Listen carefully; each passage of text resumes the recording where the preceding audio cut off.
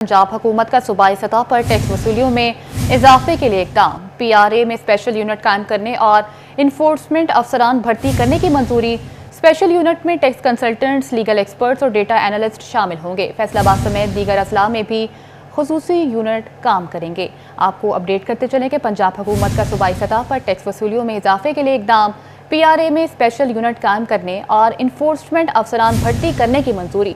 Special unit में tax consultants, legal experts और data analyst शामिल होंगे। फैसलाबाद समेत दीगर अजला में भी खुसूसी यूनिट काम करेंगे। इसी पर बात करते हैं उमैर असमत से। जी उमैर, बताइएगा। जी, पंजाब हुकूमत ने रेवेन्यू में इजाफे के लिए पंजाब रेवेन्यू अथॉरिटी के दायरा कार में इजाफे का फैसला किया है और इस हवाले से पंजाब हुकूमत की जानिब से PRA में स्पेशल यूनिट के क़याम की मंजूरी दी गई है और इस स्पेशल यूनिट में tax consultants, tax experts, data analyst समेत दीगर जो माहिरीन हैं उनकी खिदमात हासिल की जाएंगी और उसके साथ साथ नए जो इन्फोर्समेंट अफसरान हैं उनकी भी भर्ती की जाएगी ताकि जो टैक्स कलेक्शन में इजाफे के लिए इक़दाम किए जा सकें। और इस हवाले से PRA हुकाम के मुताबिक जो PRA का दायरा कार है वो भी मुख्तलिफ़ अज़ला तक फैलाया जाएगा और इस हवाले से 30 अक्टूबर तक की डेडलाइन PRA को दे दी गई है पंजाब हुकूमत की जानिब से कि इस पर काम किया जाएगा।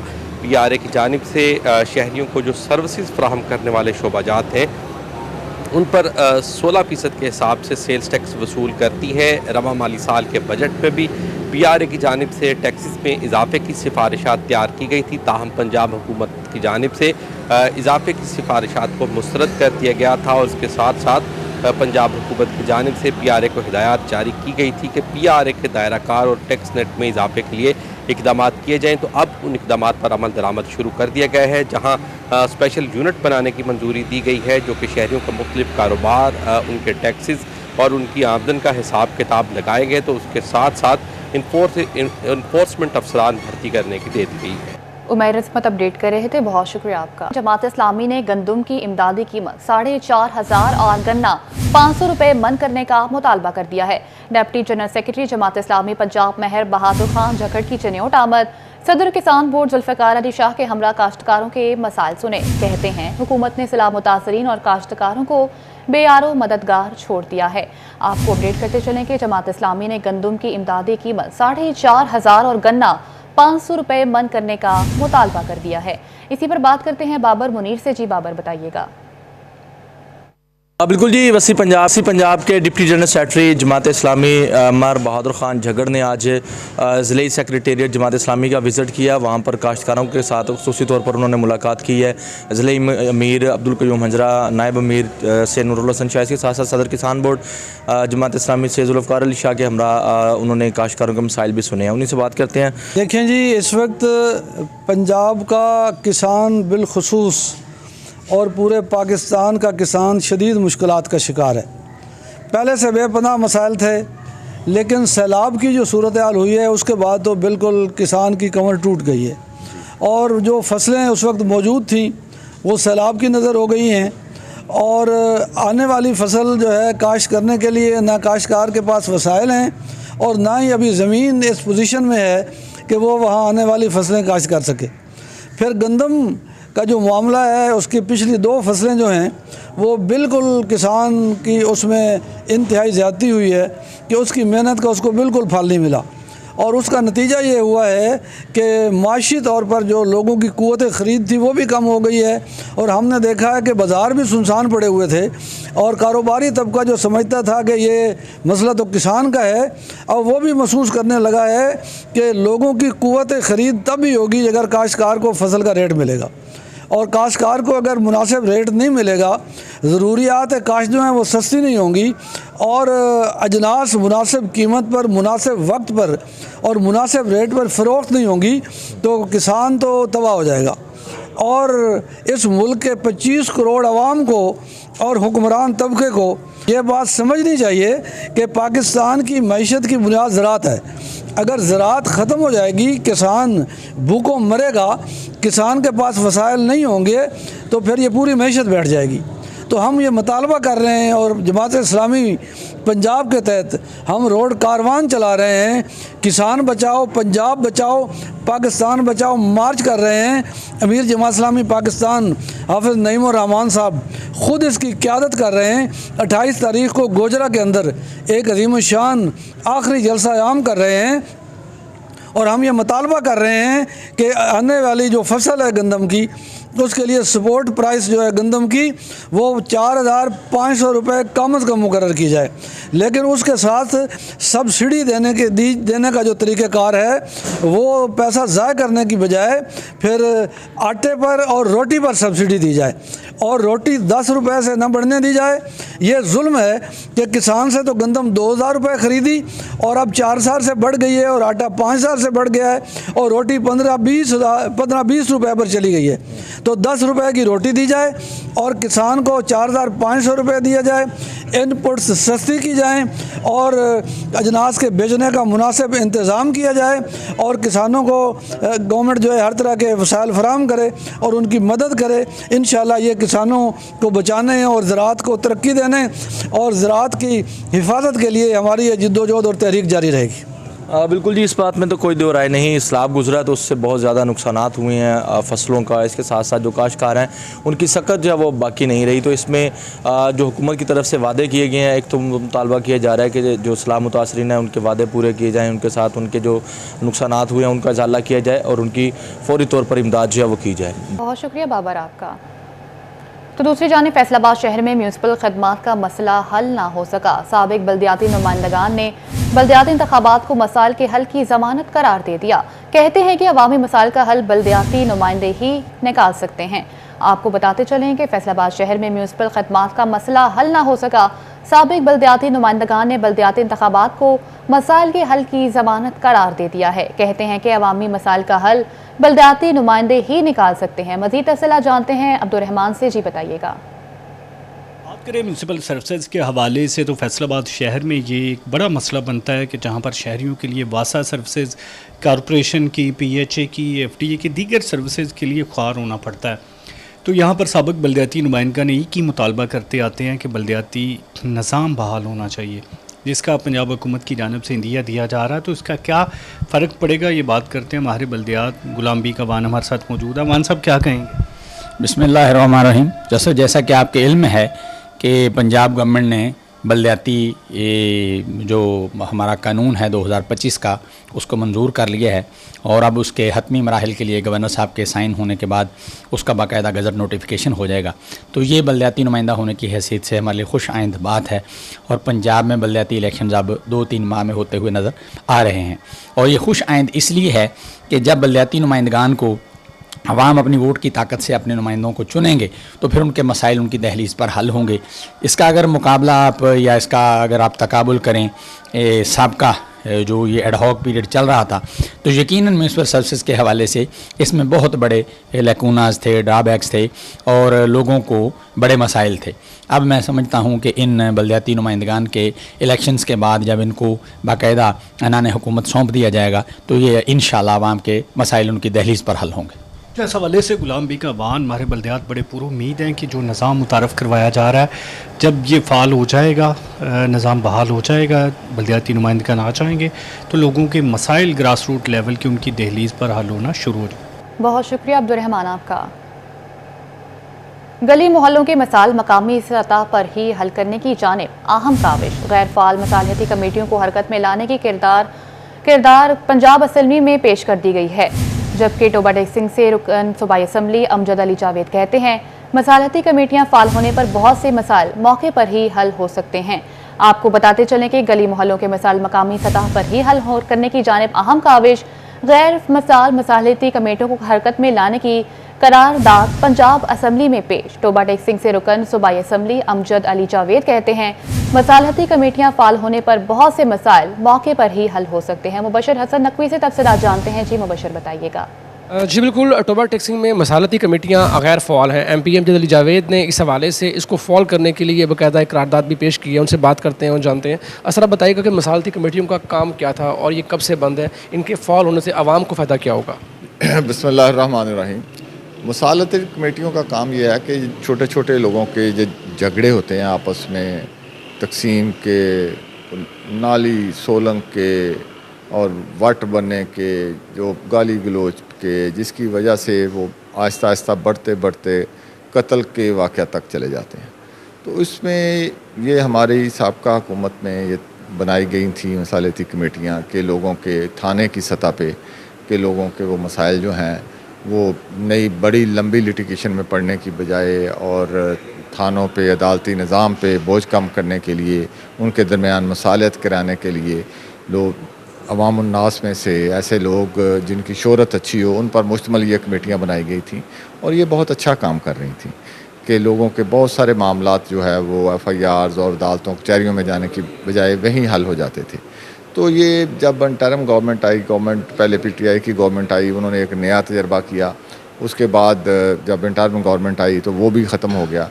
तो ये पिछले 3 साल से इंटरिम गवर्नमेंट के दौर से ही जो है वो बिल्कुल गैर फाल हो गई थी। उसकी वजह से निज़ाम पे जो है वो बोझ बढ़ रहा था और लोग छोटे छोटे मसाइल को लेके अदालतों में, थाने कचहरियों के चक्कर लगा रहे थे। तो इसको देखते हुए मैंने फिर इसको टेकअप किया। असम्बली में मैंने एडजर्नमेंट मोशन जमा कराई कि फैसलाबाद डिवीज़न पूरी में ये मामला है।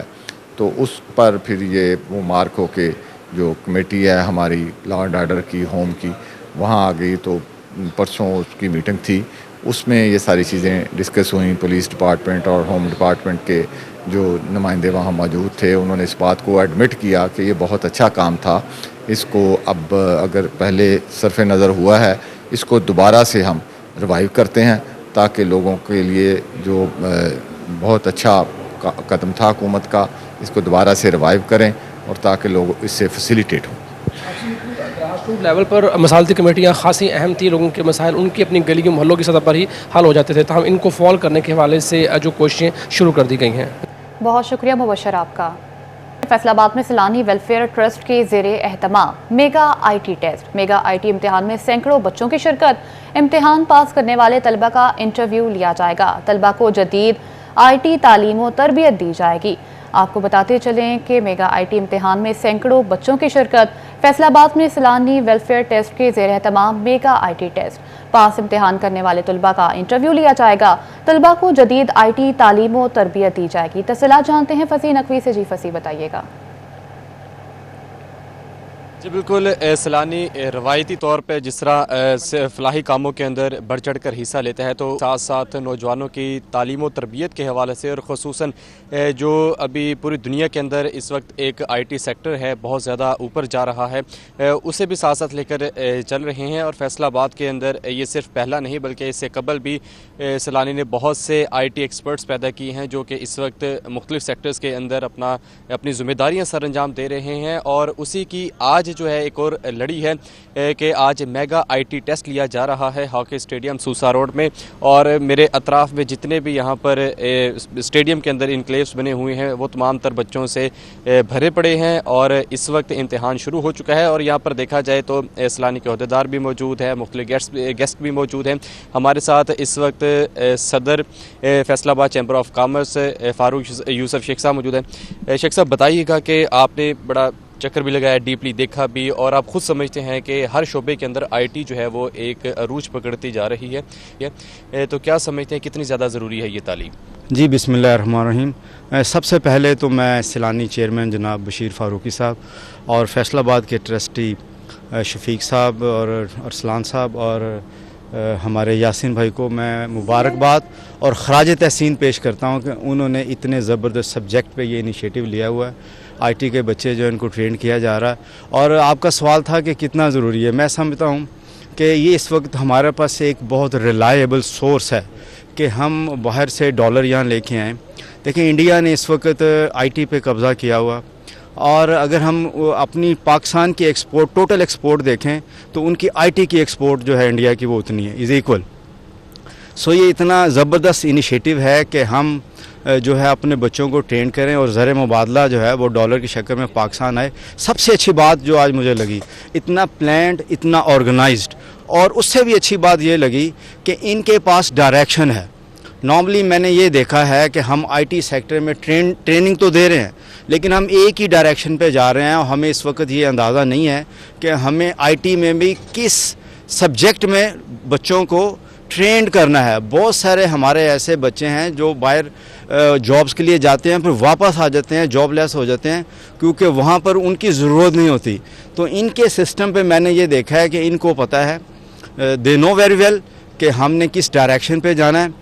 तो इट्स अ वंडरफुल इवेंट और मैं इनको वंस अगेन जो है वो अपने दिल की गहराइयों से मुबारकबाद पेश करता हूँ। मियां यासीन साहब, आप भी ज़रा बताइएगा कि पाकिस्तान की आबादी का बहुत बड़ा हिस्सा इन नौजवानों के ऊपर मुश्तमिल है। यहाँ पर ना सिर्फ लड़के मौजूद हैं बल्कि लड़कियाँ भी मौजूद हैं, तो दोनों के हवाले से बताइएगा कितना ज़्यादा ज़रूरी है। बहुत शुक्रिया आपका। ये जो आने वाला वक्त है, ये सबको पता है कि आईटी का ज़माना है। आईटी ही ऐसा एक फील्ड है जिसमें हम पाकिस्तान को आगे लेके जा सकते हैं। तो जो हमारे चेयरमैन साहब हैं बशीर फारूक साहब, उनका विज़न है कि इंशाअल्लाह ताला पाकिस्तान का जो लोन है ये बच्चे जो हैं ये उतारेंगे। इसमें बच्चे और बच्चियां दोनों इक्वल इम्पॉर्टेंट हैं। आपने देखा होगा कि कितनी ज़्यादा तादाद में बच्चियां बड़े अच्छे तरीके से बापड़ता होकर वो टेस्ट दे रही हैं। ये सिर्फ सैलानी को ही एजाज़ हासिल है कि इस नौयत के टेस्ट और इतने इस्लामी दायरा कार में रहते हुए ये सब जो है मैनेज करता है। जी बिल्कुल, और भी लोग मौजूद है। आप बताइएगा कि आप एक सिस्टम को लेकर चलते जा रहे हैं, फैसलाबाद की हद तक कैसा रिस्पांस मिलता है और कितने बच्चे प्रोड्यूस हो रहे हैं हर साल? ये अल्लाह का बेहिसाब शुक्र है, फ़ज़ल है। 2014 से हमने ये शुरू किया था। आज 16,000 तकरीबन 16,000 बच्चा पढ़ के इधर से आगे माशाल्लाह अपने अपने उसने डिपार्टमेंट संभाले हुए हैं। उनके नीचे हज़ारों बंदे काम कर रहे हैं और अल्लाह का फजल है, अल्लाह की रहमत है कि सैलानी ने इतना अच्छा प्लेटफॉर्म दिया इन बच्चों के लिए। किसी उम्र की तमीज़ नहीं है यहाँ पे। आप ये देखें मेरे साइड पे ये बाबा जी बैठे हुए हैं, ये माशाल्लाह ये भी टेस्ट देने के लिए आए हैं। तो इससे बड़ी अपॉर्चुनिटी क्या होगी? तो मैं तो यही कहूँगा, ये सब तुम्हारा करम है आका के बाद अब तक बनी हुई। बिल्कुल, माहिर तालीम भी मौजूद हैं। आप बताइएगा, आपने एक अदारे को रन किया है काफ़ी देर तक, एक रवायती तालीमी सेक्टर और अब जो है आईटी सेक्टर, किस तरह देख रहे हैं तीनों चीज़ें? देखिए जी, पिछले डेकेड्स में ये था कि क्या आप कंप्यूटर लिटरेट हैं या नहीं हैं, फिर उसके बाद ये था कि आप आईटी एक्सपर्ट हैं या नहीं हैं, और अब तो ये है कि क्या आप एआई एक्सपर्ट हैं या नहीं हैं। तो अब तो ये दुनिया जो है ग्लोबल जो है ये बहुत तेज़ी से तरक्की कर रही है और एआई का दौर है। और मैं ये समझता हूँ ये जो एजुकेशन हम बाहर बच्चों को भेजते हैं डॉलर की शक्ल में पैसे खर्च करके, वही अपॉर्चुनिटी जो है आपको यहाँ पे मिल रही है और वो अवेलेबल है किस प्लेटफॉर्म पे चलाने के। मैं क्योंकि आईटी को देख रहा हूँ फैसलाबाद लैब को, और यहाँ पे हमारे जो बच्चे हैं और ये देखेंगे हमारा स्टेडियम बड़ा हुआ और ये मुनज़्ज़म तरीके से हम इसको इनके कंडक्ट कर रहे हैं। ये बच्चे अगर यहाँ से अगर एजुकेशन लेते हैं तो मेरा ख्याल है कि वो जो एजुकेशन उन्होंने बाहर जाके लेनी है वो यहाँ पर अवेलेबल है। और दूसरा ये कि आप यहाँ पे ये देखें, ये सिर्फ हमारे स्टूडेंट ही नहीं है, यहाँ पे बहुत सारे बच्चे जो हैं यहाँ कैंडिडेट जो हैं वो प्रोफेशनल हैं, वो मुख्तलिफ डिपार्टमेंट में आईटी को देख रहे हैं, लेकिन यहाँ पे वो एग्ज़ाम दे रहे हैं क्योंकि हमारे पास जो लेटेस्ट टेक्नोलॉजी और स्किल्स आ गई हैं वो सिर्फ और सिर्फ जो है वो सैलानी वाले जो है वो यहाँ पे कंडक्ट कर रहे हैं और इंशाल्लाह जो है ये इनकलाब आएगा। जी बिल्कुल, आपने तमाम मौजूदीन की बात सुनी। उनका भी यही कहना है कि आगे नहीं बल्कि यही दौर आईटी का दौर है कि जहां पर अगर हम आज अच्छे काबिल बच्चे प्रोड्यूस करने में कामयाब हो जाते हैं तो मुस्तक़बिल पाकिस्तान का होगा। यहाँ से जो है वो आईटी एक्सपर्ट्स निकलेंगे और हर बच्चा जो होगा अपनी अलग से एक आईटी सेक्टर को रन करेगा। बहुत शुक्रिया फसी नकवी आपका। दूसरी जानिब सब्जी मंडी जंग से मलहिका रोड इंतजामिया की नज़रों से ओझल। 1 साल कबल सीवरेज लाइन के लिए खोदाई की गई मगर रोड की मरम्मत ना हुई। रोड पर गहरे गड्ढे राहगीरों के लिए अजियत का बाइस बन गई। इसी पर बात करते हैं वसीम अजीज से। जी वसीम, बताइएगा। जी बिल्कुल, 1 साल कबल सब्जी मंडी रोड पर जो है वो सेवरी लाइन बिछाने का काम शुरू किया गया। ठेकेदार की जानिब से सेवरी लाइन बिछाई गई लेकिन उस रोड की मुरम्मत का काम जो है वो ना करवाया गया, जिसके बाद अब सूरत हाल ये है कि मेरे एक जानिब बिल्कुल सब्ज़ी मंडी रोड है और दूसरी जानिब इसी का जो अकबी रोड है जो ख़ासकर छोटे छोटे कस्बे जहाँ से सब्ज़ी लाई जाती है वो रोड है। तहद निगाह आप देख सकते हैं कि ये रोड जो है वो मुकम्मल टूट फूट का शिकार है। गहरे गड्ढे मौजूद हैं, कचरा यहाँ पर मौजूद है। कारोबारी हज़रात जो है वो खासे परेशान दिखाई देते हैं। मेरे साथ कुछ ताजिर मौजूद है, इनसे बात करते हैं। सर बताइएगा कैसा मुश्किल है यहाँ पे कारोबार करना? मुश्किल है जिथे बारिश आ जाए तो पानी रुक जाता, नुकसान होता, बल्कि इतने 2 मौत हो गई इस रोड पर। ज़्यादा तो ज़्यादा मतलब कि इससे नुकसान है इस रोड का। सर आप बताइएगा किस कदर मुश्किल होता है यहाँ से गुजरना? आन जान बहुत मुश्किल होता है, इतने सवारियां दे रुकना होता, ट्रैफिक रुक जाती है, इतने बड़ा आन जाना मुश्किल होता, काफ़ी सारा रश हो जाता इतने पा जाना, तो ट्रैफिक वाले काफ़ी इतने नुकसान करते हैं। इतने आन जान का बड़ा मसला होता, इतने सवारी स्कूल भी जाते हैं, अक्सर कॉलेज जाते हैं, उन्होंने परेशानी के बाद उस साइड तो जाते, बाद इस साइड तो जाते, सर आप बताइएगा, रिक्शा यहाँ से लेकर जाना किस कदर मुश्किल है? बहुत मुश्किल है भाईजान, 2-3 दफ़ा तो इधर से उठाया गया रक्षा, मेरे तरबूज टूट गए। इतना मुश्किल होता है, बारिश चीकड़ की वजह से ना ये चढ़ाई भी नहीं चढ़ती, इतना मुश्किल है वक्त भाई। यहाँ पर मौजूद जो ताजिर हैं वो खासे परेशान दिखाई देते हैं। सर आप बताइएगा किस कदर मुश्किल है इस रोड से गुजरना? बिस्मिल्लाहिर्रहमानिर्रहीम। ये सर ये तकरीबन साल 1.5 साल पहले ये सीवरेज का काम हुआ, लेकिन उसके बाद ये कम से कम 6 फुट का ये गड़ा है। सबसे ज़्यादा जो नुकसान होता है वो जो छोटी गाड़ियाँ हैं, पैदल गुजरने वाले, और जब बारिश होती है ना तो यहाँ 6-7 फुट पानी होता है कम अज़ कम। और जो स्कूल के रक्शे होते हैं और वो दूसरे लोडिंग वगैरह, क्योंकि ये रिंग रोड के ऊपर जाता है, ये लिंक करता है आपस में ये रोड, तो उन्हें भी बहुत ट्रांसपोर्ट का मसला बनता है। आम पैदल गुजरने वालों से भी बड़ा मसला बनता है। तो हमारा ये अरबाब इख्तियार से ये अपील है कि वो जल्द अज जल्द ना इस मसले को हल किया जाए। जी बिल्कुल, यहाँ पर मौजूद जो ताजिर हैं उनकी जानिब से मुतालबा किया गया है डिप्टी कमिश्नर से कि वो सूरत हाल पर नोटिस लें और ख़ास कर जो है वो इस रोड की मुरम्मत के लिए इकदाम करवाए जाएँ। इस पर जो है वो आप देख सकते हैं कि ताहत निगाह ये एक गहराई बन चुकी है, गहरा गड़ा बन चुका है जहाँ से गुज़रना जो है वो ख़ासा मुश्किल है। जी बहुत शुक्रिया वसीम आपका। दूसरी जानिब अहमदपुर सियाल के कई इलाके अब तक सैलाबी तबाही से ना निकल सके। सैलाबी पानी ने चाह मक्कड़वाला के मकीनों पर भी कयामत ढाई। दर्जनों मकानात सैलाबी रेले की नज़र हुए। सैलाब ज़ख़ीरा शुदा अनाज भी बहा ले गया। इलाका मकीन अब तक किसी मसीहा की आमद के मुंतज़िर हैं। तफसीलात बता रहे हैं तनवीर हुसैन। जी बिल्कुल, इस वक्त मैं मौजूद हूँ अहमदपुर सियाल के इलाका चाह मक्कड़वाला में। जब यहाँ पर हिफाजती बंद टूटा था तो सबसे पहले जिस मकाम पर मैं खड़ा हूँ इन्हीं मकानात को हिट किया है सैलाबी पानी ने। मेरे साथ यहाँ के मकामी मकीन मौजूद भी हैं, आइए उनसे पूछते हैं। चाचा जी दसो के इसे जो पानी आया है कितना पानी है तो क्या नुकसान हुआ है?